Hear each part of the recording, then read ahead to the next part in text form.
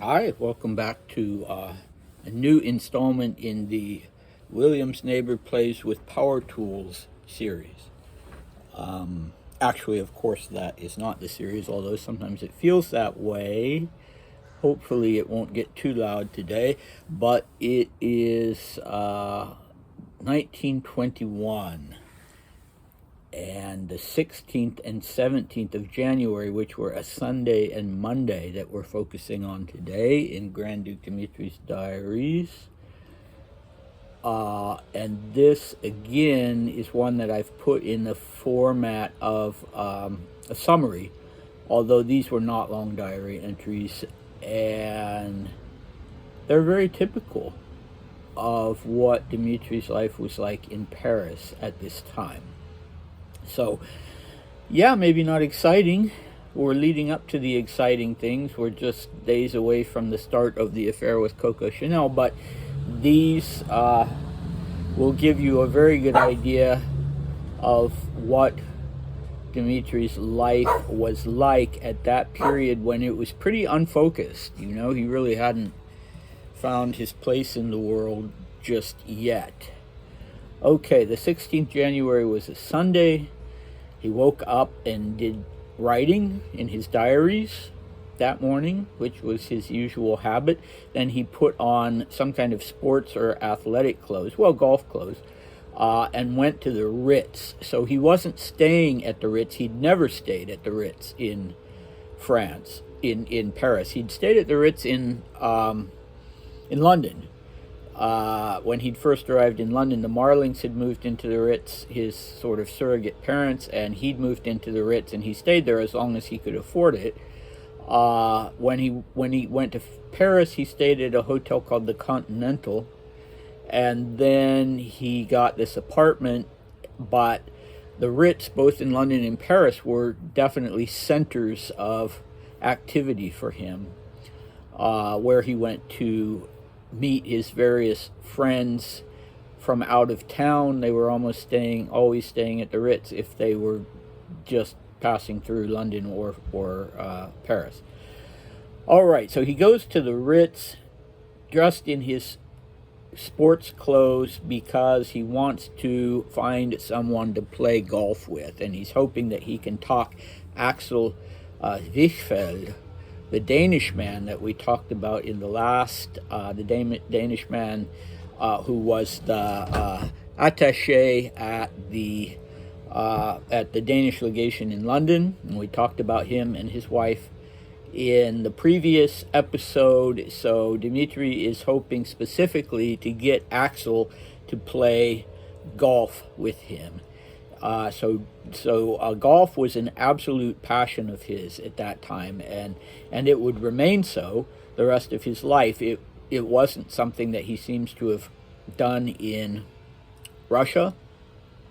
You will find in a lot of these diary entries, when it comes to the people he meets and that sort of thing, that he was in, for the first time really as an adult, he was spending time in Paris in 1912, 1913, 1914. And that was when he met a lot of the people that he now is spending time with in Paris, including Coco. He met her before the war, right before the war. And so he's getting reacquainted with these people that he'd known. Linda Thomas, or now Linda Porter, was another one. Okay, so he's going, what was I saying? Oh, yeah, the golf obsession. Yeah, so that's a new thing, relatively new thing. I've always been afraid to take up golf because once people take up golf, they seem to become absolutely obsessed with golf. Anyway, I don't have a lot of opportunity to do that as it is. So yeah, Axel agrees, and Maybelle comes along, and her two sons. Funny that I have her two sons instead of their two sons. I know she was an American woman. Maybe she had sons before she married Axel, or maybe they're her sons as well. But anyway, the whole family goes along to play golf. but only Dimitri and Axel actually play. Maybelle and the boys go and do something else, or they watch. So it's a cold day, but it's sunny, so they're able to play golf, but Dimitri was very dissatisfied with his game. And that would be consistently the case. He loved the game, but if we take his word for it, he was never any good at it. Okay, then he went to Antoine de la Salles for tea. We talked about him last time.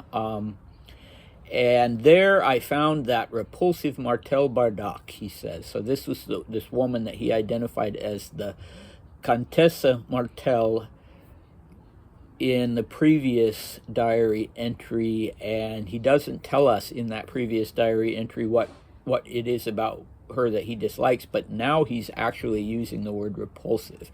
I found that repulsive Martel Bardac at Antoine de la Salles. So Arthur Kingsland and Hebe turned up, as did Marta Davelli and Henri Say. So the same people that he was hanging out the day before, they all turn up at Antoine de la Salles. Apparently it's his circle of friends. They all come for tea. Arthur Kingsland, I don't know who that is. That's not a name that you get anywhere if you Google it, because there are so many of them. Hebe. This is Dimitri's spelling, Hieby. He's not transliterating it. He writes it in Latin letters. No idea who that would be.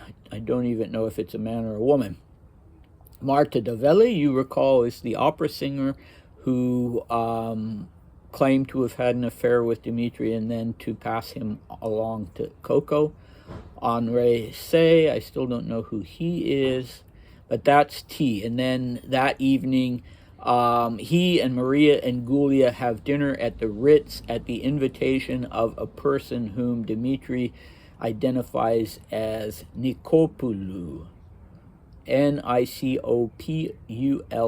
And the only person I've been able to find who even sort of remotely seems like a possibility is a man named Jean Nicolopoulou. So same spelling except one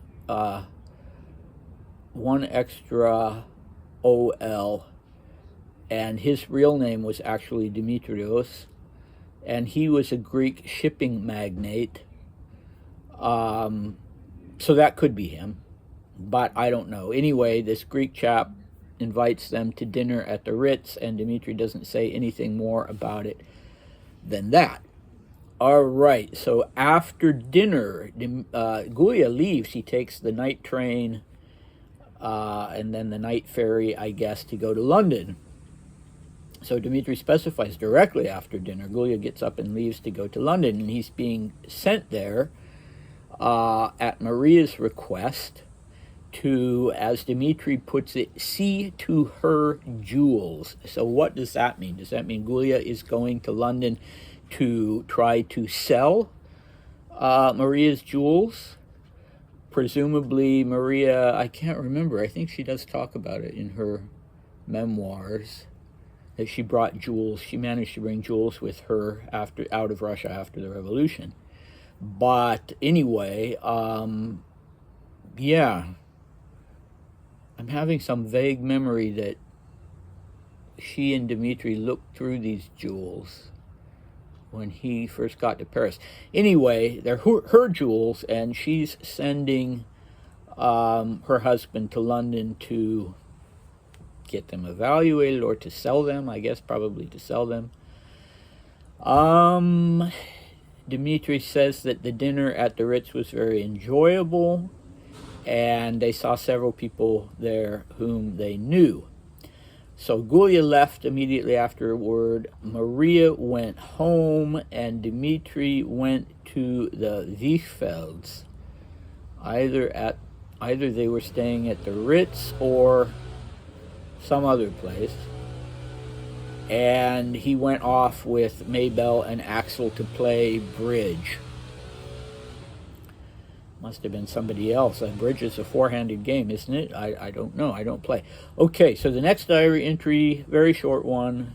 The 17th of January, a Monday, Dmitri gets up in the morning, goes to Maria's, and ends up staying for lunch. Gulia's not back yet, so yeah, the two of them are spending a lot of time together. More so even than they did in London. I mean, they were living together in London, but they weren't sort of spending as much brother-sister time together. So he gets up, he goes to her place, and he ends up staying for lunch. It wasn't planned. It's just the two of them. And then after lunch, they go shopping together. So they go off on a brother-sister shopping trip.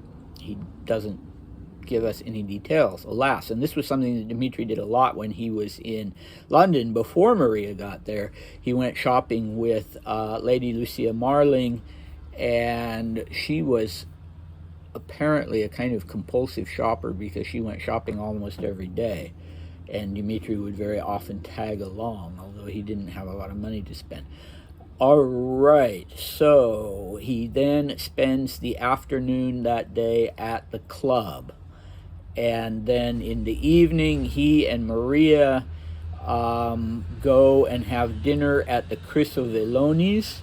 The Chrysovelonis being the sort of patrons and guardian angels of Maria and Gulia, this wealthy Romanian couple that owned banks, and the wife, Sybil, was also a patron of Dimitri's and got him his apartment and furnished it. And I won't say more about that for the moment.